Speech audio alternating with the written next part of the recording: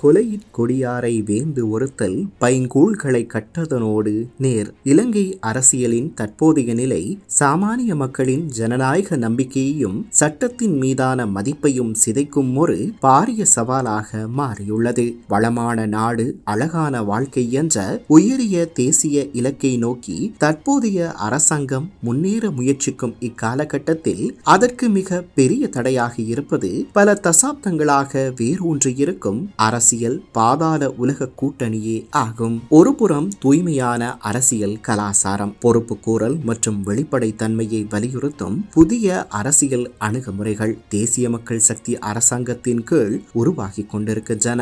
மறுபுறம் நாட்டின் பாரம்பரிய அரசியல் அமைப்புகளில் செல்வாக்கு செலுத்திய சில தரப்பினர் பாதாள உலக கும்பல்கள், போதைப் பொருள் வலையமைப்புகள் மற்றும் ஒப்பந்த கொலை குழுக்களுடன் தொடர்புகளை பேணியதாக வெளிவரும் தகவல்கள் இலங்கையின் அரசியல் பண்பாட்டின் இருண்ட முகத்தை மீண்டும் ஒருமுறை வெளிக்கொண்டு வந்துள்ளன. குறிப்பாக ஸ்ரீலங்கா பொதுஜன பெரமுன, ஐக்கிய தேசிய கட்சி மற்றும் ஐக்கிய மக்கள் சக்தி ஆகிய கட்சிகளை சேர்ந்த சில முன்னாள் மற்றும் தற்போதைய அரசியல்வாதிகள் தொடர்பில் முன்வைக்கப்படும் குற்றச்சாட்டுக்கள் ஜனநாயகத்தின் தரத்தை பற்றிய தீவிரமான கேள்விகளை எழுப்புகின்றன. பொது பாதுகாப்பு அமைச்சர் ஆனந்த விஜயபால நாடாளுமன்றத்தில் சமர்ப்பித்த புலனாய்வு தகவல்கள் மிகவும் கவலைக்குரியவை.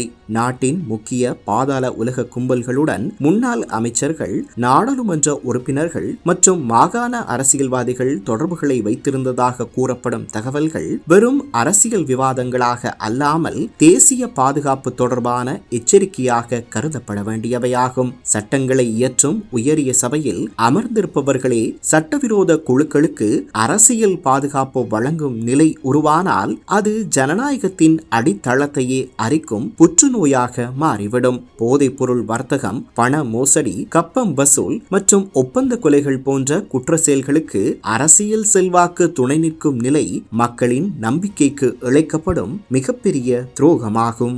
சமீபத்தில் நீர்கொழும்பு சிறைச்சாலையில் ஏற்பட்ட வன்முறை சம்பவத்தில் 28 உயிர்கள் பலியானது. சிறைச்சாலைகளுக்குள்ளும் பாதாள உலக வலையமைப்புகள் எவ்வளவு ஆழமாக வேரூன்றியுள்ளன என்பதை வெளிப்படுத்திய துயரமான நிகழ்வாக அமைந்தது. சட்டத்தின் கட்டுப்பாட்டில் இருக்க வேண்டிய சிறைச்சாலைகளுக்குள்ளேயே போதைப்பொருள் வியாபாரமும் குற்ற கும்பல்களின் ஆதிக்கமும் தொடர்வது சில ஊழல் அதிகாரிகள் மற்றும் அரசியல் ஆதரவின்றி சாத்தியமற்ற ஒன்றாகும். அரசாங்கம் தற்போது முன்னெடுத்து வரும் போதைப்பொருள் ஒழிப்பு நடவடிக்கைகள், நாடளாவிய சோதனைகள் மற்றும் ஆயிரக்கணக்கான கைது நடவடிக்கைகள் ஒரு நம்பிக்கையை உருவாக்குகின்றன.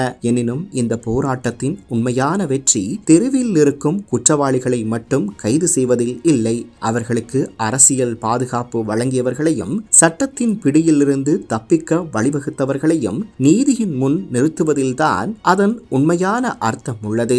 சட்டத்தின் முன் அனைவரும் சமம் என்ற அடிப்படை கொள்கை நடைமுறையில் நிரூபிக்கப்படும் தருணம்தான் இலங்கையில் புதிய அரசியல் பண்பாட்டின் உண்மையான தொடக்கமாக அமையும்.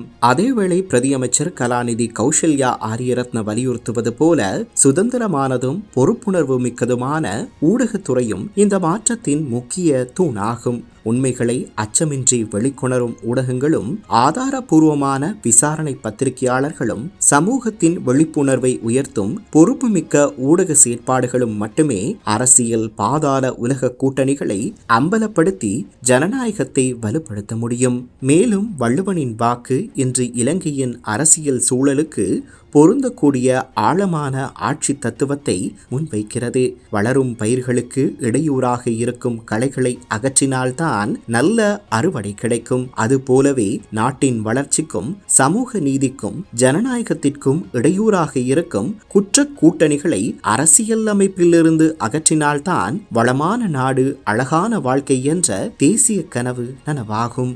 எனவே இலங்கையின் எதிர்காலம் வெறும் ஆட்சி மாற்றத்தில் இல்லை, அரசியல் கலாசார மாற்றத்தில் தான் இருக்கிறது. பாதாள உலகத்துடன் கைகோர்க்கும் அரசியல் மரபை முடிவுக்கு கொண்டு வந்து சட்டத்தின் ஆட்சி, பொறுப்பு கூறல், வெளிப்படைத்தன்மை மற்றும் சமூக நீதி ஆகியவற்றை அடிப்படையாக கொண்ட புதிய அரசியல் ஒழுங்கை உருவாக்குவது காலத்தின் கட்டாயமாகியுள்ளது. திருவள்ளுவர் கூறியது போல் களைகளை அகற்றும் துணிச்சலே நல்ல விளைச்சலின் அடித்தளம். அதுபோல குற்றவியல் அரசியலை வேரறுக்கும் துணிச்சலே இலங்கையின் புதிய வரலாற்றின் தொடக்கமாக அமையும். சிதைந்த தாயகத்தை மீள கட்டியெழுப்புவோம்.